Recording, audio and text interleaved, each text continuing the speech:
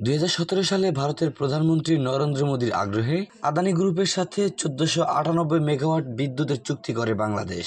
অত্যন্ত গোপনীয়তা বজায় রেখে এই চুক্তিটি সই করে তৎকালীন আওয়ামী লীগ সরকার। চুক্তিতে বলা হয়, ন্যূনতম চাহিদা অনুযায়ী বিদ্যুৎ না নিলেও বাংলাদেশকে খরচ দিতে হবে। বিদ্যুৎ উৎপাদনের যে মানের কয়লাই ব্যবহার করা হোক না কেন, আন্তর্জাতিক দর অনুযায়ী ভালো মানের দাম পরিশোধ করতে হবে।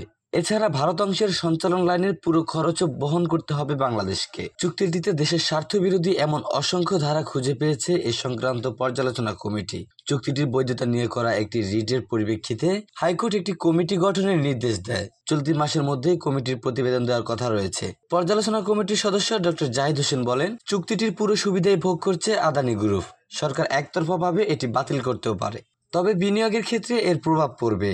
এদিকে অসম এই চুক্তিটি বাতিলের দাবি জানিয়ে আসছে সাধারণ মানুষ। বিশ্লেষকরা জানিয়েছেন, চুক্তিটি আর্থিক বা রাজনৈতিক সুবিধার বিনিময়ে হয়ে থাকতে পারে।